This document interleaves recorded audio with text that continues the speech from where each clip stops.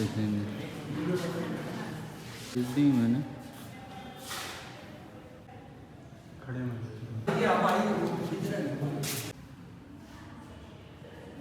इतनी उठेगा क्या? क्यों नहीं दिखेगा? मैं देखूँगा। तू भी देखेगा क्या? घंटा नहीं दिखेगा तू?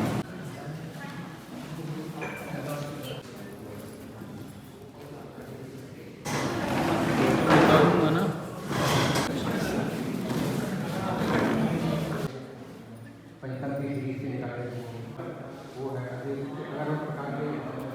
मुख्य अतिथि के रूप में देवनाथ पाटीदार जी उपस्थित हैं।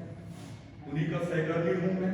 मैं भी 34 साल बाहर कौन रहा हूँ सीनियर अकाउंटेंट के रूप में, और 1998 से ये निरंतर निकल रही है।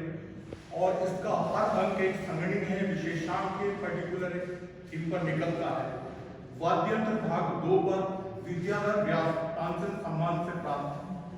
उनकी पत्नी है प्रोफेसर सुनीता काशीवाल व्यास, उनके अतिथि संपादन में यह अंक निकला है।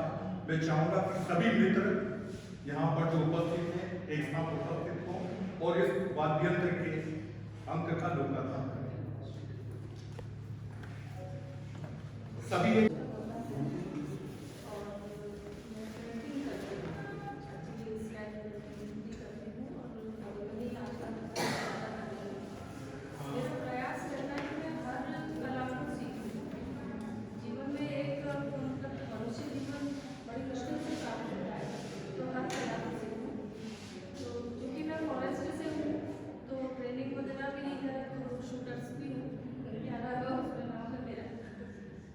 और थोड़ा सा गायन शास्त्रीय संगीत भी 2 साल सीखा मैंने, तो बस यही करती रहती हूँ।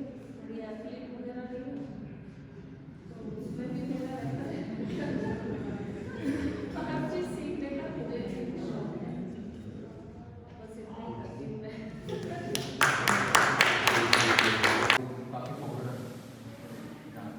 इंडिया के ऊपर सुगंधित उद्यान का संदर्भ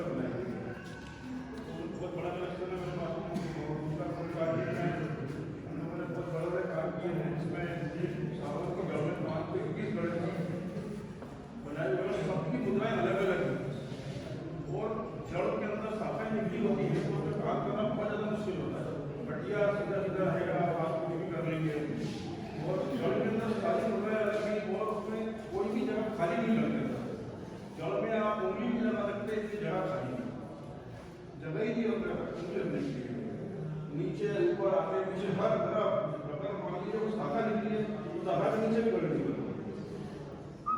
कोई जगह खाली नहीं है। इस तरह के काम हम लोग करते रहते हैं और हमारे पर्यावरण की भी आज का जो हमारे साथ में रहता है। नमस्कार। मशीन ले ली है तो घोड़े बनाए थे जो है 7 घोड़े जो सूर्य के प्रतीक होते हैं, तो मैंने ग्रुप में डाले थे तो रिपोर्ट किया था।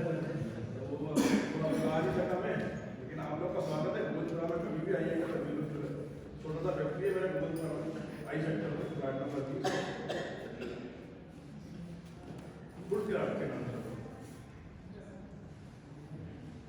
धन्यवाद।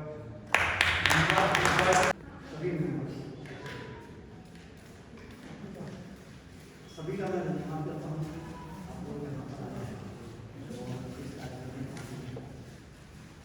मैं आपको ऐसे करूँगा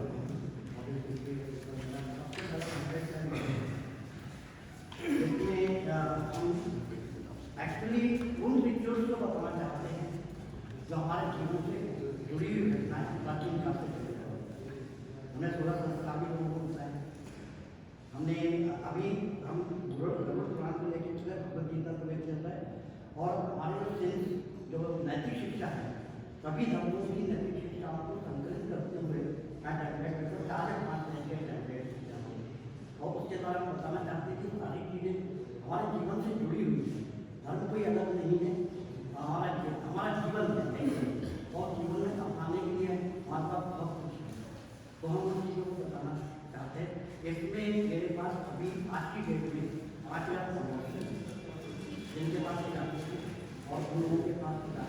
वो लोग दूसरों को भी मतलब इंटरनेशनल लेवल पे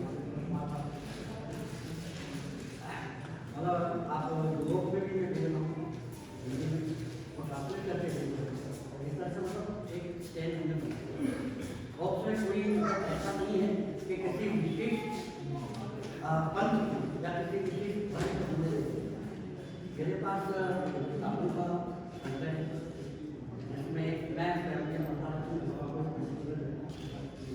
और एक भी किताब मेरा एक जो क्या है कि इसके बाद मेरे पास कुछ वस्त्रों का भी कलेक्शन है हर टाइप के वस्त्रों मैं अच्छा और 600 से करीब लोगों का जहाँ सेमिनार होते हैं सेमिनार के सब्जेक्ट डिजाइन सेमिनार को डिजाइन ये मेरा मेन और अभी मैं 2-3 सेमिनार में डिजाइन कर रहा हूँ ज़्यादा गणित का आप सुनने के बारे में बात कर सकते हो गणित के बारे में कोई बात नहीं वो गणित नहीं आज हमारे देश को याद है डॉक्टर एक बड़ा डिजाइन करता हूँ और सब विचार कर रहा हूँ तैयारी में है और कब करेंगे अभी विश्वास के ऊपर मैंने इसके बाद इतिहास हमारे गुरु भी बैठे हुए हैं तो उनके साथ ही सलाह करता हूँ और संस्कृति के ऊपर कल्चर के ऊपर और संस्कारों मेन स्कूलों में भी आता हूँ स्कूलों में भी आता हूँ और हमें कैसे जीना है प्रकृति के साथ विज्ञान अपनी जगह साइंस अपनी जगह विकास अपनी जगह और प्रकृति के साथ जुड़कर नहीं रहेंगे जैसे डायनासोर ये सारी चीज़ें और ये नाटक में भी हम बताते हैं अपने आगे भी बताना है तो आप सभी का एग्जीबिशन जो भी यहाँ कराता हूँ उससे भी लोग आएंगे उसके बाद अपने विचारों को भी मतलब जो है आपस में स्पेक्ट करते हैं एक उसमें भी मैंने सिखाया पहले डिपार्टमेंट और वहाँ डेली वो पहले निकाल के दे रहा था वैसे ही जाना तो वैसे मैं फाइनेंस डिपार्टमेंट से रिटायर्ड एज सीनियर अकाउंट और मैं फाइनेंशियल एडवाइजर आदर्श डेवलपमेंट यूनिवर्सिटी में और अभी कल्चर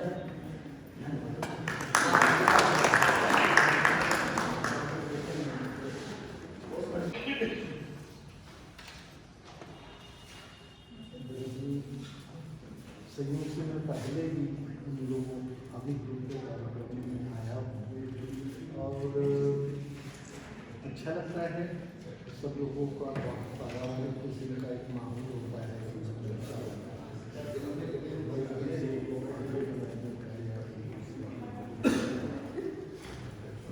दरअसल जिसे जीवन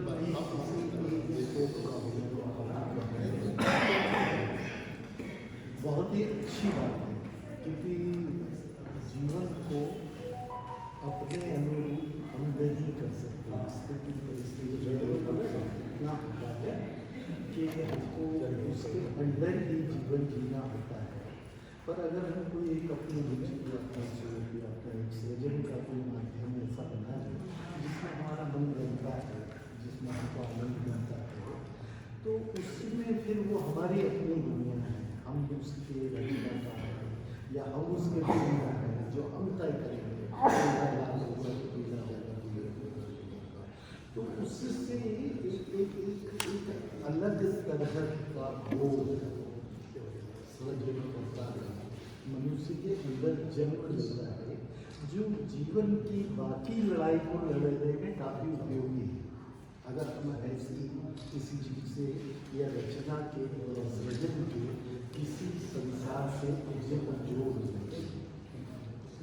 दूसरी बात मैं ये कहना चाहता हूँ कि यहाँ ज़्यादातर लोग किसी न किसी अपनी रुचि की किसी चीज़ का संग्रह करते हैं कोई किसी का है कोई जिसका है कोई इसका है तो बहुत अच्छी चीज़ है इस बात में कुछ चीज़ें सुरक्षित हो जाती है पर इसमें हमें इस बात का ख्याल रखना है कि ये जो संग्रह है या संग्रहित है इसको वेल्थ की तरह या धन की तरह या संपत्ति की तरह हमको नहीं देखना चाहिए, क्योंकि ये सृजन के स्वभाव के विपरीत संग्रहित है। क्योंकि सृजन में तो हम दे रहे होते हैं, है ना, पर जब हम संग्रहित कर रहे होते हैं तो एक स्वामित्व जैसी कोई चीज है, उन चीजों पे अपनी खड़ी करना है। तो पैसा भी लगता है, बहुत सारे संग्रहों में बहुत सारी चीजें बहुत महंगी होती है, जो दुर्लभ है तो बहुत ज़्यादा पैसा होता है।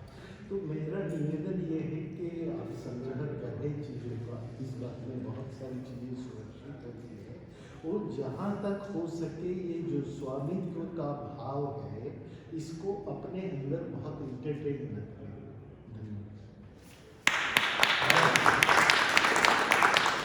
पाटीदार साहब ने बहुत अच्छी बात बताई। अभी हमने वो स्टेट म्यूजियम में एक गिरीश शर्मा जी हैं जिनके पास 1.5 लाख सिक्के हैं, आपने देखा होगा, इंदौर के हैं, 1.5 लाख सिक्कों का संग्रह है। परंतु उनकी जब वेदना हमने सुनी कि मेरे बच्चे सब बाहर इंग्लैंड अमेरिका चले गए, अब मैं 1.5 लाख सिक्कों को क्या करूँगा, तो उन्होंने एक म्यूजियम है, संग्रहालय को दान करने के उस दिन बताया कि मैं अपने 1.5 लाख सिक्के तो जो समाज के काम आएंगे, क्योंकि सिक्कों में बहुत इतिहास छुपा होता है, बहुत परिस्थितियाँ छुपी होती हैं। यदि किसी कबाड़ी को देंगे तो वो मेल्ट करके उनको वो इतिहास को मिटा देगा। तो जैसा कि आपने बताया कि स्वामित्व भाव नहीं होना चाहिए। अभी हमारे हॉबी ग्रुप के श्री खान साहब, HS खान साहब ने भी नीचे आपने देखा होगा, जब सीट चढ़ेंगे तो वहाँ गांधी जी के बहुत सारे डाक टिकट फेंक किए हुए हैं। हमारे ग्रुप की उन्हाले दुर्गा उन्हाले मैडम ने यहाँ से बबूल की फलियों का भी दिया हुआ है, जो कि उस जज साहब ने भी दिया हुआ है। बहुत सारे ऐसे लोग हैं जो कि अपनी धरोहर को आने वाली पीढ़ी के लिए हम लोग भेंट कर सकते हैं, जिससे उन पीढ़ियों को भी उसका लाभ मिले। तो ये बहुत अच्छी आज आपने यहाँ सोच दिया। हमारे बीच में मंडल साहब जो कि विशेषज्ञ डाक टिकटों पे हमेशा डाक टिकट बांटते, जहाँ भी प्रदर्शनी लगती है बच्चों को के चेहरे पे मुस्कान लाने का काम करते दयाराम मंडल जी। अब मैं आभार व्यक्त करने के लिए अग्रवाल जी,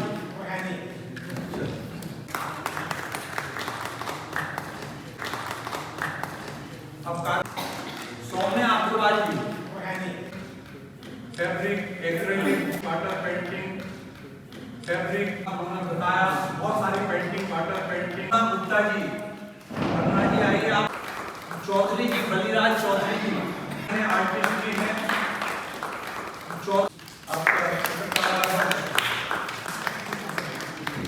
जया गुप्ता जी अपनी प्रतिभा को आपने निखारा, तालियां बजाएं।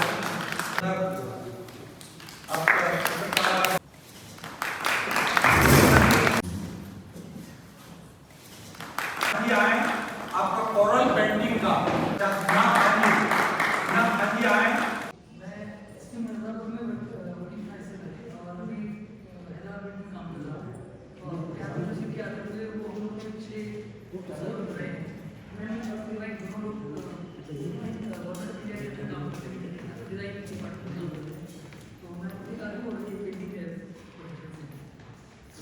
बड़ा अच्छा लगा सबको से मिलकर के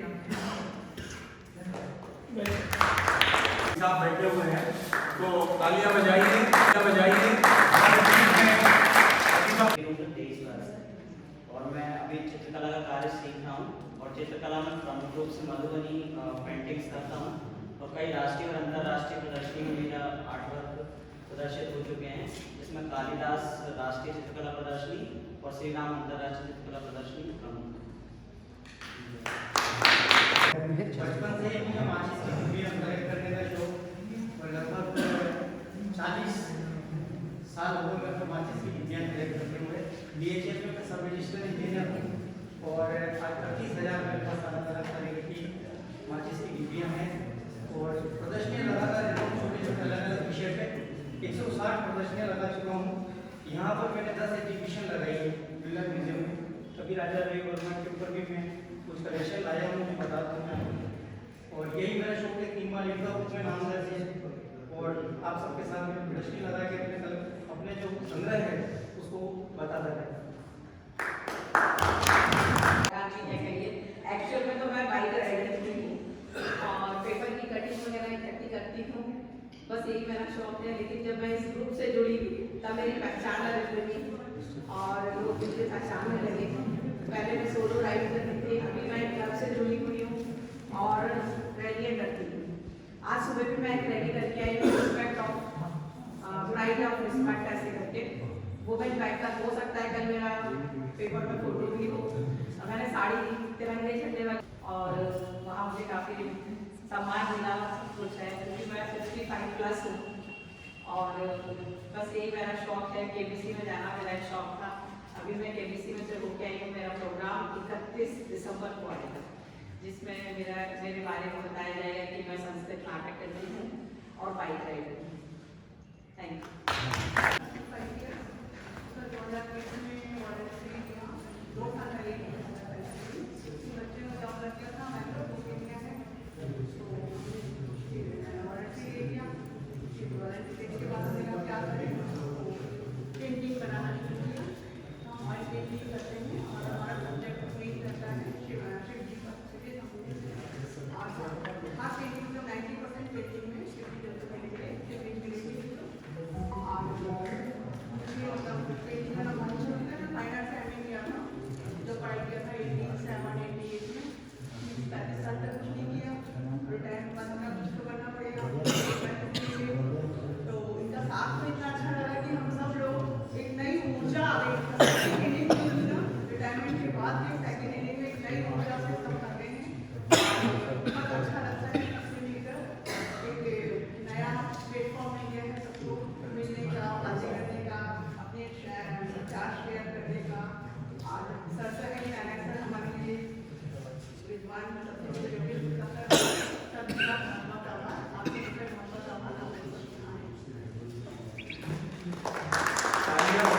मेरे को डेट ऑफ बर्थ के नोट का कलेक्शन करने का शौक है।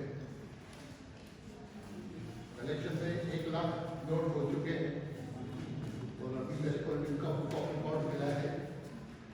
प्रधानमंत्री और प्रेसिडेंट अभी तक जितने बने हैं उनके सबका अच्छा सा एल्बम बनाया है, पूरा उसमें डिटेलिंग है और सबके डेट ऑफ बर्थ के नोट लगे हैं। इस तरह के मेरे पास काफ़ी अच्छे एल्बम्स हैं।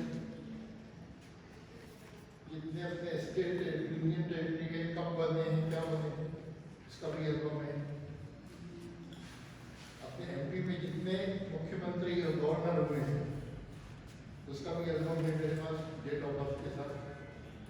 ऐसे अलग अलग एल्बम्स हैं मेरे पास और आप में से सबकी डेट ऑफ बर्थ का नोट होगा मेरे पास। धन्यवाद। किसी भी चीज में कला हो सकती है, सिर्फ आपको अपनाना है, पहचानना है। पसंद है उसको अपनाइए, चाहे पेंटिंग करें, गेम करें, मूर्ति बनाए, मेरे साथ बात करें। तो मैं अपना जो अनुभव ये बताना चाहता हूँ कि अभी जब जोशी सर ने बताया कि बच्चे लोग पढ़ाई से सीधे कॉलेज में जाते हैं, उसके बाद फिर उसमें नौकरी रोजगार की तलाश में जाते हैं। जीवन में एक जो हमारा कलात्मक पक्ष है या शौक वाला पक्ष है वो कहीं पीछे छूट जाता है। इसमें बचपन में जो बच्चों की मजबूरी यह है कि उनके ऊपर पढ़ाई का इतना प्रेशर दिया जा रहा है कि वो किसी शौक को अपनाते हैं। तो इससे पहले माँ बाप के ऊपर अपने पहले पढ़ाई करो, बाद में खेलना, पहले पढ़ाई करो, बाद में पेंटिंग करना। तो इनको हमारी सबकी जिम्मेदारी बनती है कि बच्चों को प्रेरित करें कि जो भी उनकी हॉबी है वो उसको परसू कर सकें, सपोर्ट करें। उनको पेंटिंग चाहिए वो कराएं, चाहिए। मैं पेंटिंग देखता हूँ एग्जीबिशन जो लगती है, मैंने अंदर पाया है कि बच्चे वाकई में इतने जिज्ञासु होते हैं कि अगर उनकी शंकाओं का सही समाधान किया जाए तो वो बहुत अच्छे तरीके से इन सब चीज़ों को आगे लेकर के बढ़ सकते हैं। मेरे ही काम के बारे में मैंने कुछ प्रतिक्रियाएँ देता हूँ तो मुझे खुद अपने लिए बहुत सारे नए आइडियाज बच्चों से मिल जाते हैं। तो ये बच्चे हमारे लिए भी प्रेरणा स्रोत है, उनके लिए तो यही मैं बिंदु ने जो बताया जो काम ये कर रहे हैं कि संस्कृति संभाल का कार्य, संस्कृति को आगे बढ़ाने का काम है। ऐसे हमारे वो भी 70 की एज में भी रेगुलर में एक्टिविटी लेके आए, वो नगरी से तलाश करके भी सिंगल कैसे बनाते हैं हमारी हमारी इन सब चीज़ों के ऊपर सब्जी वाली का पूरा एक सब्जी के टोकरियाँ, फलों की टोकरियाँ, जितने महाभारत रामायण के जो पाठ हैं उनके जो चित्र हम देखते हैं उनको उन्होंने डाला हुआ है। तो यानी जो शौक है वो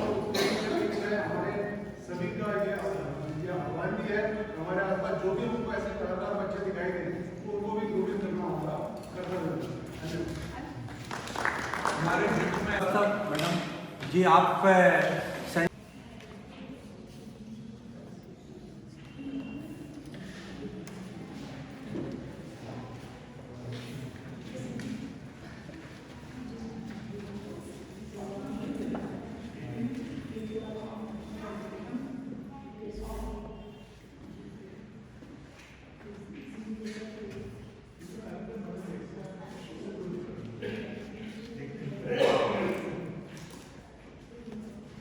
इधर अपने जैन के देखें, इधर देखें।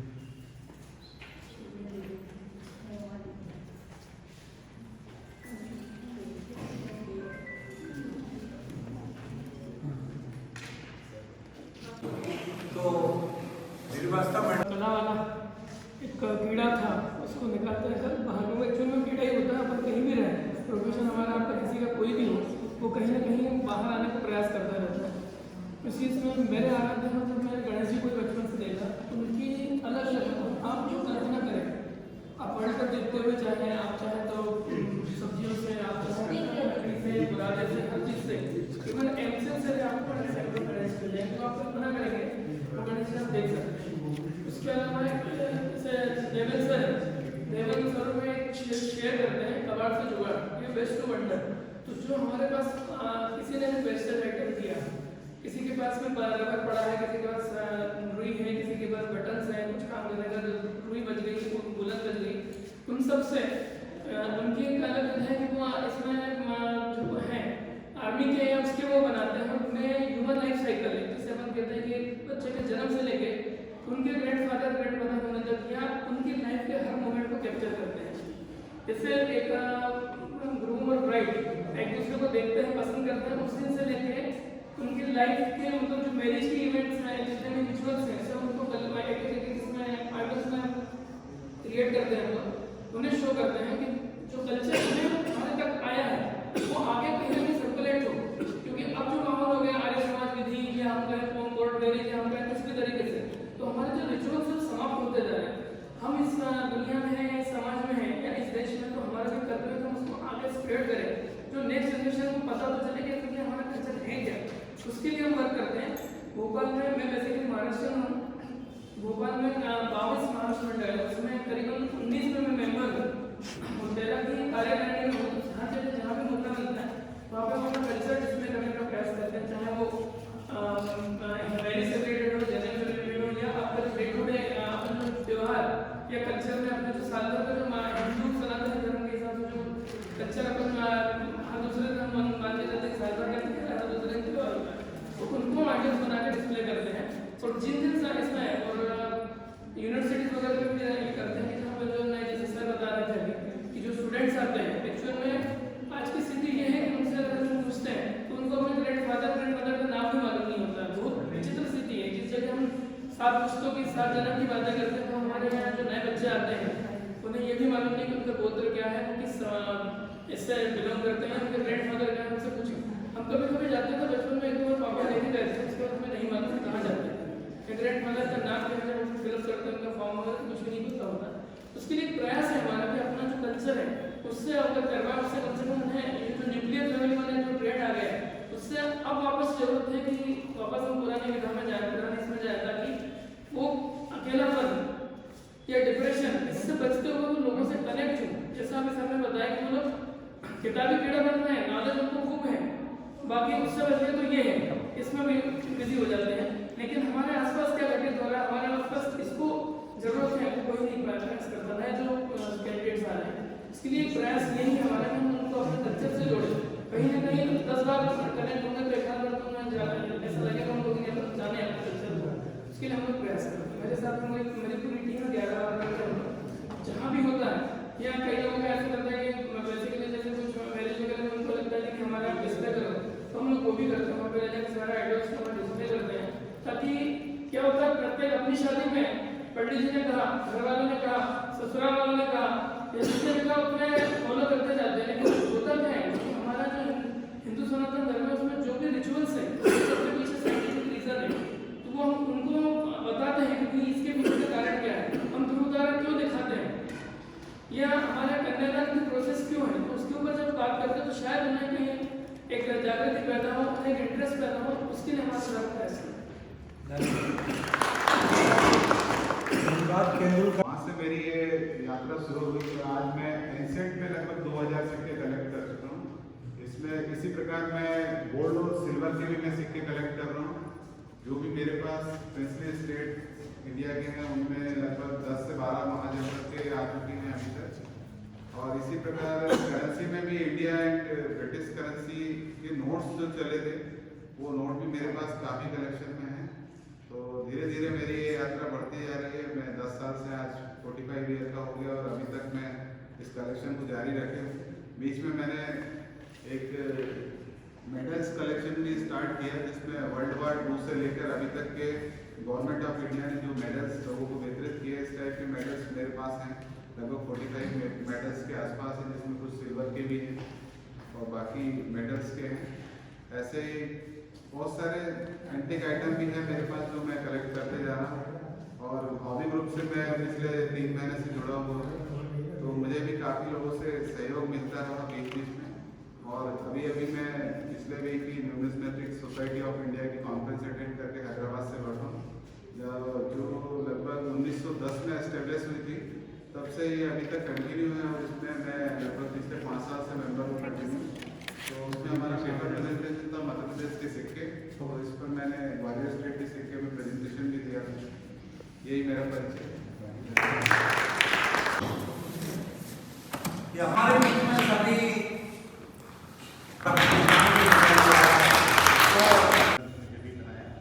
मैं मेडिकल डॉक्टर हूँ। मेरा बहुत सारा समय मरीज देखने में और मेडिकल के छात्र को पढ़ाने में जाता है।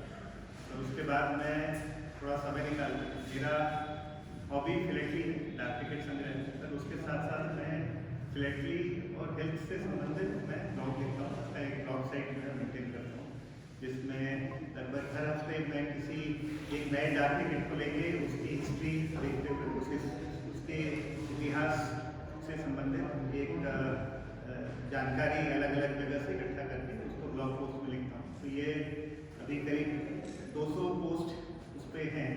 और इसके अलावा जैसा आपने बताया ठीक है क्योंकि फिलेटरी से जुड़े हैं तो जब फिलेटरी के कोई एग्जिबिट होते हैं तो वो मैं लगाने की कोशिश करता हूँ कि उसमें यहाँ आने का मेरा उद्देश्य है कि सबसे सीखने को मिले और किस तरह से हम जो यंगर जनरेशन है क्योंकि हम स्टूडेंट से बहुत संपर्क में आते हैं तो आजकल एक चीज़ जो छूट गई है कि बच्चों में हॉबीज नहीं है। वो पढ़ाई करते करते कॉम्पिटिशन खराब करते करते और एम्स के कॉम्पिटिशन बहुत कॉम्पिटिटिव होते हैं तो वो किताब पढ़ते हुए कॉलेज में आ जाते हैं पर उसके बाद दुनिया से संपर्क नहीं है। तो इसलिए बहुत सारे मेंटल हेल्थ इश्यूज होने लगते हैं, बहुत सारा मन के अंदर अलग अलग विचार आने लगते हैं। तो जो इवेंचुअल उद्देश्य है मेरा कि किस तरह से हम स्टूडेंट्स में और उससे भी पहले बच्चों में हॉबी ग्रुप्स बनाएं ताकि वो अपने काम और अपने प्रोफेशन के अलावा एक कम से कम कोई हॉबी लेके आगे चल पाए तो उससे लाभ धन्यवाद। बहुत अभिनंदन करता हूँ। बड़ी खुशी होती है वो आने वाली पीढ़ी के लिए। नाम आशीष मिर्जा जी है। मैंने 2 पेंटिंग लगाई अंदर तो उसके कॉन्सेप्ट बताऊंगा मैं। तो एक छोटी पेंटिंग है शिव जी है, शिव जी के 19 अवतार हैं जिसमें से 11वें रूप का अवतार है हनुमान जी। हनुमान जी के मंदिर में पूजा करोगे या शिव जी के मंदिर में पूजा करो साथ में एक के पास ही पहुंचेगी। तो उसी कॉन्सेप्ट पे मैंने वो पेंटिंग बनाई है, आप देख भी सकते हैं अंदर जाके। वो देखिए 3 बाय 4 फीट की पेंटिंग है, वो कंदरिया महादेव है। उसमें मैं बताना चाह रहा हूँ कि ध्यान से परमात्मा को पाया जा सकता है। शिव तक पहुँचने का रास्ता हमारे मन और हमारे ध्यान से होकर जाता है। तो ये मैं बताना चाहता था तो उस पेंटिंग में मैंने प्रस्तुत किया है। धन्यवाद। हमारे बीच में आज जो पहली बार में जो कि बोलते मैं बहुत खुशनसीब हूँ कि आप सब इतने टैलेंटेड लोग मेरे मेंटर्स मेरे साथ हैं। मैं आप लोग के मतलब अनुसरण पे ही आगे बढ़ूंगी। मैं एक्चुअली में पहले डॉक्टर स्मिता राशि मेरा नाम पूरा और मैं बरकतुल्लाह यूनिवर्सिटी में हिस्ट्री डिपार्टमेंट में असिस्टेंट प्रोफेसर से अभी दूसरी जगह मैंने स्विच किया है। इसके साथ ही मैं रिसर्च वर्क में काम कर रही हूँ। मेरा बेसिकली रिसर्च जो है बुद्धिज़्म में है, इसमें आर्ट और कल्चर भी इंक्लूड है और मुझे उसमें नेशनल और इंटरनेशनल दोनों स्कॉलरशिप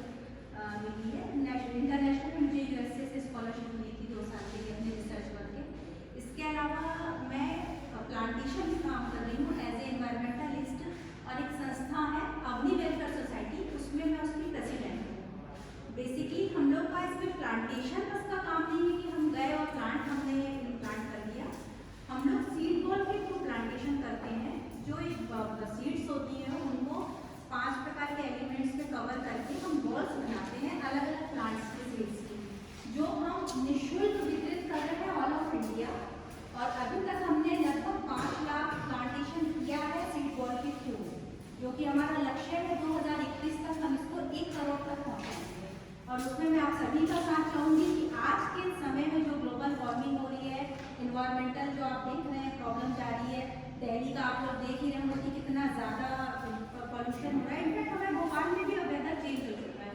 पहले जो नेचुरल यहाँ का वेदर था वो अब वैसा नहीं रहा है। तो प्लांटेशन एक बहुत बड़ी ज़रूरत है इस समय, और मैं आप सभी से अनुरोध करूँगी कि आप हमसे निःशुल्क सीड बॉल लीजिए और उसको आप प्लांट करिए। उसके दो फायदे हैं, उसका जो प्लांटेशन रेट है वो 99% है। सेकेंड, आप इन्हें ऐसी जगह प्लांट कर सकते हैं जहाँ आप जा नहीं सकते, because it is a form of balls, कभी छोटी रहती है कभी बड़ी रहती है, डिपेंड ऑन द सीड्स। तो उनको आप कहीं थ्रो करेंगे और जैसे ही दे गॉट ह्यूमिडिटी, जैसे ही दे विल गेट ह्यूमिडिटी, जैसे भी उनको ह्यूमिडिटी मिलती है वो जनरेट हो जाती है और प्लांट में कन्वर्ट हो जाती है। आपको भी पता है कि जैसे ही सनलाइट पड़ती है तो अपना फोटोसिंथेसिस शुरू हो जाती है और प्लांटेशन शुरू हो जाता है। तो उसको हमें सेफ भी थोड़ा सा छाँव में करना पड़ता है, अंधेरे में रखते हैं उसे, हम बनाने में हमें प्रोसेस लगती है, टाइम लगता है। उसके अलावा मेरा एक छोटा सा बिजनेस है राशि फूड्स के नाम से, जिसमें मैं ऑर्गेनिक फूड खुद मतलब प्रिपेयर करवाती हूँ। पिकल्स हैं, कुछ मिलेट्स हैं और कुछ ऑयल्स हैं, हेयर ऑयल्स हैं। तो वो भी मेरा एक वेंचर में शुरू है जो कि पूरी तरीके से प्लांट पे ही डिपेंड है। तो बस यही है। रही बात पेंटिंग्स वगैरह की, तो मैंने भी पहले अपने कॉलेज स्कूल समय में, इनफैक्ट अभी भी पेंटिंग्स करती हूँ। मैंने नगर निगम के द्वारा भी वॉल पेंटिंग की थी भोपाल में, वॉल पेंटिंग कराई गई थी एक बार, तो मैंने भी उसमें पार्टिसिपेट किया था। और आप लोगों के साथ ऑब्वियसली मैं बहुत ज़्यादा सीख रही हूँ, आशीर्वाद भी चाहती हूँ आप सभी का कि मुझे आप लोग अपने साथ रखें। और बहुत बहुत धन्यवाद, और आप सबका फिर से बहुत बहुत स्वागत है। लोगों का बहुत अच्छा संघ है जिसमें कई बीमारी जैसे साहब से अनुरोध करूँगा।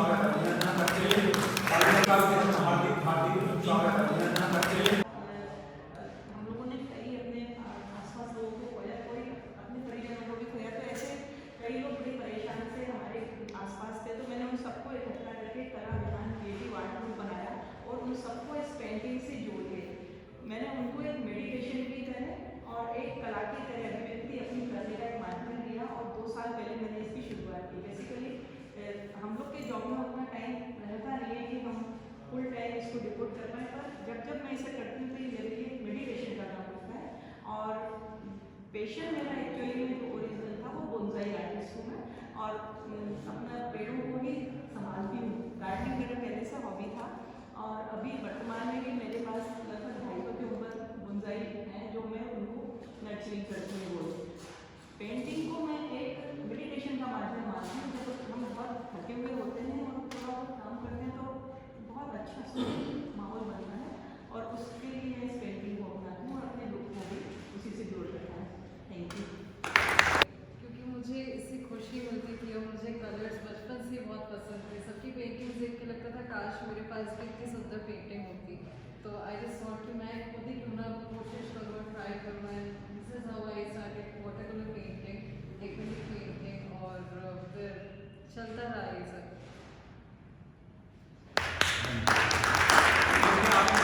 कि water colour, acrylic, fabric, calligraphy वगैरह में सारे मतलब विधाओं में आपका बहुत अच्छा योगदान है।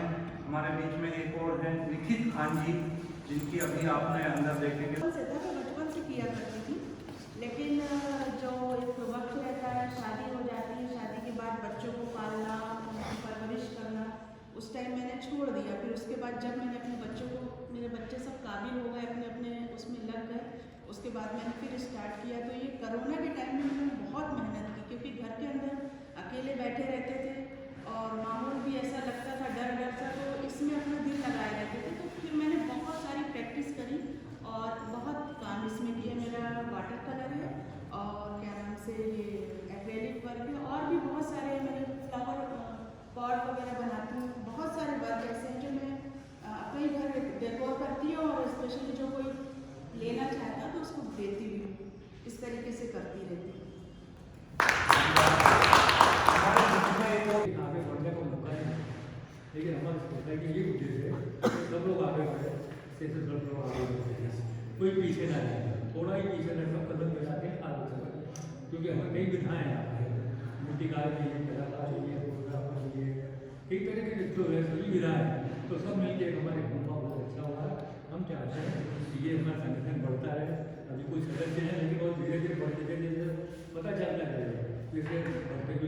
फिर थोड़े से सदस्य ने हम लोग भी तो पॉपुलर की बच्चे हुए उसमें हमारे भुगतान की जरा भी सबका भुगतान है कि हमेशा यहाँ पर कोई एग्जीबिशन किसी न किसी रूप में लगाते रहे तो यहाँ सब लोग इसमें एग्जीबिट है और अपने देखे कोई इसमें मूर्तिकार भी है जैसे हमारे ये मुख्य शिवाजी ये बिल्कुल पिताजी भी तो बिल्कुल मुख्य राम जी के काफ़ी पता देश विदेश काफ़ी गए थे और राष्ट्रीय सम्मान भी मिला है तो हम चाहते हैं इसका अगर सम्मान तो सबको भी मिले क्योंकि मेरे ज़्यादा चाहिए किसी समय में काफ़ी लोग हैं हम चाहते हैं सब बढ़ना कोई पीछे ना रहे सभी आगे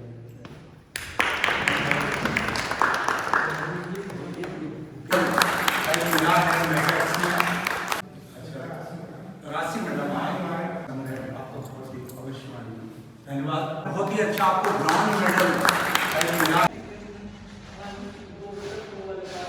मुझे पोर्ट्रेट्स और फ्लो पसंद है, कलर मिक्सिंग और जिसमें मूवमेंट दिखे और एक्सप्रेशन ये मेरा फेवरेट है काम करने का, पोर्ट्रेट्स का बेस्ट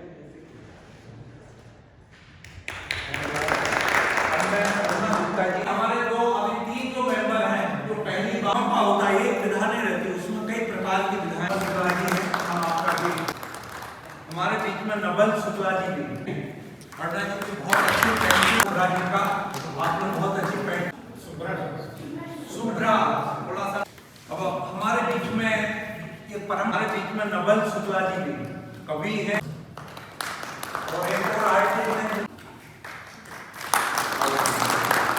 ऐसे हमारे बीच में नंबर क्या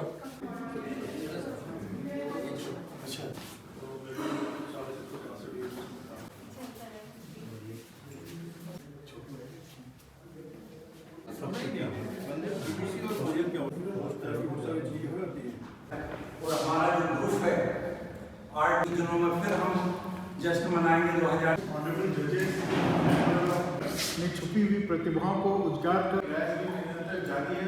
हाल ही में ग्रैंड मास्टर पाब्लो पिकासो की कल्पना है वो पूरा प्रयास करती है वो आएंगे और कार्यक्रम को आगे बढ़ाने के प्रयास उन उभरते कलाकारों को मंच देने का है। कलाकार देवाशीष सक्सेना इस एक्स्ट्राऑर्डिनरी इवेंट और जो हैदराबाद से यहाँ आए हैं आर्कियोलॉजी वैसे इनऑफिशियल देखें तो बल हमारा जैसा योगेश जी साथी आ चुके हैं सभी का ऐसे सारे लोग हैं वो साथ में ही कार्ड की बजाय पेड़ देना क्योंकि हमको पर्यावरण